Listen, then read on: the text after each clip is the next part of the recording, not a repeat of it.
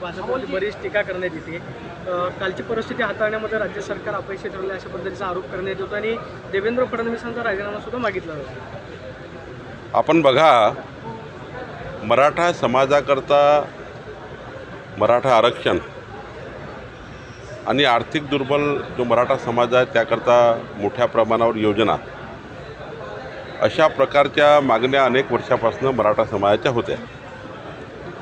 माननीय देवेंद्रजी मुख्यमंत्री असताना 60 वेळा मराठा मोर्चा निघाले। बघा, देवेंद्रजी मुख्यमंत्री असताना एकही मोर्चा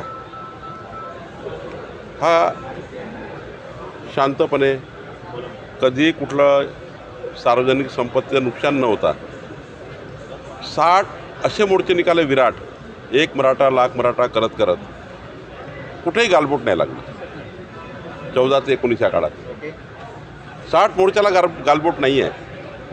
पण असं गालबोट लागणे, शेवटी मराठा समाज संयमी आहे, आपले म्हणणं संयमपणे मांडणारा समाज आहे आणि नेहमीच मराठा समाजाने या राज्याला प्रगतीकडे नेलं आहे।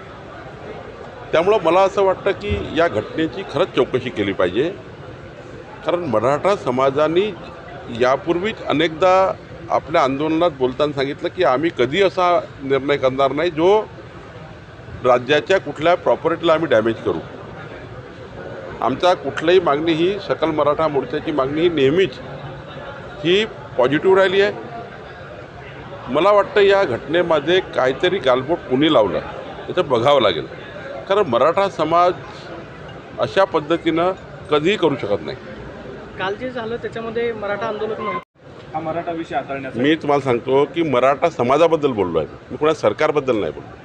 14 ते 19 60 मोर्चे निघाले भाऊ, तुम्ही बघा तुमचा रेकॉर्ड काढून, एकही छोटीशी सुद्धा फांदी तुटली नाही, वृक्षाची फांदीसुद्धा तुटली नाही। का मराठा समाज संयमी आहे?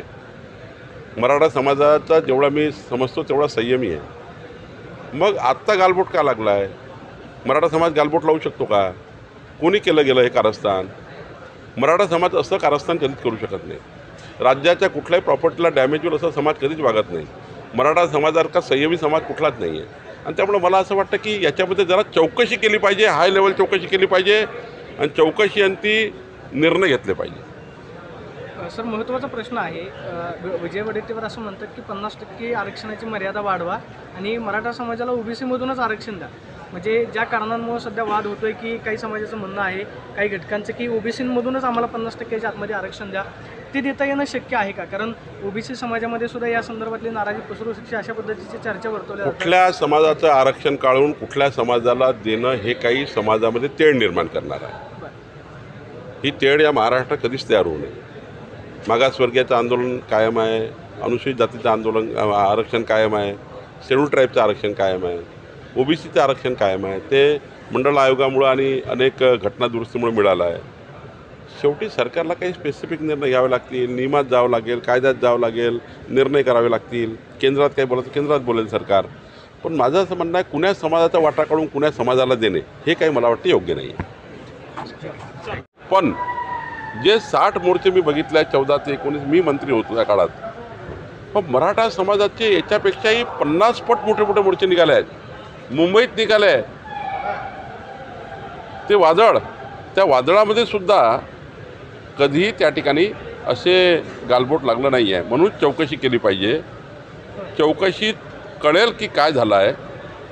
आणि दुसरं, देवेंद्रजी मुख्यमंत्री असताना खरं तर मराठा आरक्षण आलं, हायकोर्टात ते टिकलं, सुप्रीम कोर्टात टिकलं, MVAच्या काळामध्ये योग्य पद्धतीनं केस हँडल केली नाही, त्यामुळं अजून सुप्रीम कोर्टात केस चालू आहे, अजून काही संपलं नाही आहे, कुठला विषय संपला नाही आहे, सुप्रीम कोर्टमध्ये सुरू आहे। सरकारने लवकरात लवकर फॉलोअप करावा, सरकारने त्या ठिकाणी भूमिका घ्यावी, ते करतील। एकनाथजी आता मुख्यमंत्री आहेत, अजितदादा आहेत, 2 मराठा समाजाचे मोठे नेते सरकारमध्ये आहेत, देवेंद्रजी सोबत आहेत, त्यांचा अनुभव आहे। तर मला वाटतं हा लवकरात लवकर मार्ग निघाला पाहिजे। याच्याकरता भारतीय जनता पार्टीचा अध्यक्ष म्हणून माझं पूर्ण या मोर्चाच्या पाठीशी, मागण्याच्या पाठीशी आम्ही आहोत। पण प्रश्न असा आहे की शेवटी राज्यामध्ये आता एकनाथजी शिंदे आणि अजितदादा, देवेंद्रजी तिघाची सरकार आहे। राजकीय लोकांना माझी विनंती आहे सर्वांना की कुठल्याही समाजाला भडकवणे काही योग्य नाही आणि मराठा समाज काही भडकत नाही कधी कुणाच्या म्हणण्यावर. त्यामुळं आंदोलन शांत होईल. मी विनंती करतो आहे आंदोलन करणाऱ्या सर्व नेतृत्वाला की सरकारसोबत बसलं पाहिजे, सरकारशी बोललं पाहिजे. एकनाथजी आणि अजितदादा देवेंद्रजी तिघंही सरकारमध्ये आहेत, बसायला तयार आहेत, बोलायला तयार आहेत. जेव्हा बोलणं चालू असतं तेव्हा असे आंदोलन मला वाटतं तो भावना आहेत, शेवटी त्या भावनाचा उद्रेक होऊ शकतो. पण मराठा समाजाच्या भावना या पद्धतीने उद्रेक होतो आहे हे मी पहिल्यांदा बघितलं आहे. विजय वडेट्टीवार राज्याचे विरोधी पक्षनेते असं म्हणतायत की या सरकारला मराठा आरक्षण द्यायचं नाही, मराठा समाजाला फसवण्याचं काम आधीच्या याच सरकारनं केलेलं होतं, हे फक्त दिशाभूल करण्याचं काम करतात. फेसबुक लाईव्हवाले झोपले होते का 2.5 वर्ष? तुम्ही त्या सरकारमध्ये मंत्री होते ना, त्या सरकारमध्ये तुम्ही मंत्री होते ना, मग का नाही केलं? 2.5 वर्ष तुम्ही सरकार चाललं मधल्या काळात, तुम्ही तर उलटं घालवलं. तुम्ही घालवलं. पॉलिटिकल उत्तर द्यायचं असेल तर तुम्ही घालवलं आहे. तुम्ही त्या लायकीचे नाही आहे मराठा समाजाला आरक्षण द्या वगैरे. आणि काही नेते तर या राज्यात बोलायचे अनेक वर्ष, 30-30 वर्ष बोलले नेते की मराठा समाज सक्षम आहे, त्यांना आरक्षणाची गरज नाही आहे, मराठा समाजाला काहीच नको आहे. असे या नेत्यांनी दिशाभूल केली समाजाची. मराठा समाजामध्ये आजही परिस्थिती खराब आहे. अनेक आर्थिक दुर्बल लोक आहेत, त्यांना मदत करण्याची गरज आहे. पण 30-30 वर्ष काय बोलले सत्तांधारी? म्हणजे ज्यांनी महाराष्ट्रात 30-30 वर्ष सरकार चालवलं, 34-34 वर्ष मुख्यमंत्री पदाने अनेक पदं घेतले, समाजाला काय म्हटलं? मराठा समाजाला गरज नाही, मराठा समाजाला आरक्षणाची गरज नाही, मराठा समाज हा आर्थिक दुर्बल नाही आहे. खरं तर त्या काळात आपण काय केलं? सरकार दुसरं तुमच्या विचारात ते दुसरं आलं म्हणून तुम्ही काय त्या सरकारबद्दल टीका करणं ठीक आहे, सरकारला मागणी करणं ठीक आहे, पण तुम्हाला अधिकार नाही आहे. या सरकारने हे नाही केलं आणि त्या सरकारने ते नाही केलं. तुम्ही काय केलं होतं? शेवटी तुम्हाला अधिकार असताना तुम्ही काय करता याला अर्थ असतो असं मला वाटतं. शरद पवार आज आंदोलन हा मराठा विषय हाताळण्याचा मी तुम्हाला सांगतो की मराठा समाजाबद्दल बोललो आहे, मी कोणा सरकारबद्दल नाही बोललो. 14 ते 19 60 मोर्चे निकाले भाऊ, तुम्ही बघा तुमचा रेकॉर्ड काढून. एकही छोटीशी सुद्धा फांदी तुटली नाही, वृक्षाची फांदीसुद्धा तुटली नाही. का मराठा समाज संयमी आहे? मराठा समाजाचा जेवढा मी समजतो तेवढा संयमी आहे. मग आत्ता गालबोट का लागला आहे? मराठा समाज गालबोट लावू शकतो का? कोणी केलं गेलं हे कारस्थान? मराठा समाज असं कारस्थान कधीच करू शकत नाही. राज्याच्या कुठल्याही प्रॉपर्टीला डॅमेज होईल असं समाज कधीच वागत नाही. मराठा समाजासारखा संयमी समाज कुठलाच नाही आहे. आणि त्यामुळे मला असं वाटतं की याच्यामध्ये जरा चौकशी केली पाहिजे, हाय लेवल चौकशी केली पाहिजे आणि चौकशी अंती निर्णय घेतले पाहिजे. सर, महत्त्वाचा प्रश्न आहे.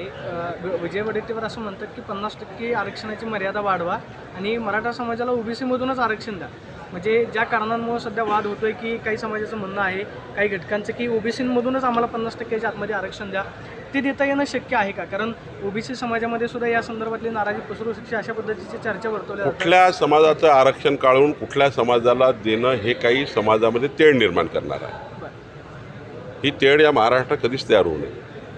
मागासवर्गीयाचं आंदोलन कायम आहे, अनुसूचित जातीचं आरक्षण कायम आहे, शेड्यूल ट्राईबचं आरक्षण कायम आहे, ओबीसीचं आरक्षण कायम आहे. ते मंडळ आयोगामुळं आणि अनेक घटना दुरुस्तीमुळे मिळालं आहे. शेवटी सरकारला काही स्पेसिफिक निर्णय घ्यावे लागतील, नियमात जावं लागेल, कायद्यात जावं लागेल, निर्णय करावे लागतील. केंद्रात काही बोलायचं केंद्रात बोलेल सरकार. पण माझं असं म्हणणं आहे कुण्या समाजाचा वाटा काढून कुण्या समाजाला देणे हे काही मला वाटतं योग्य नाही आहे.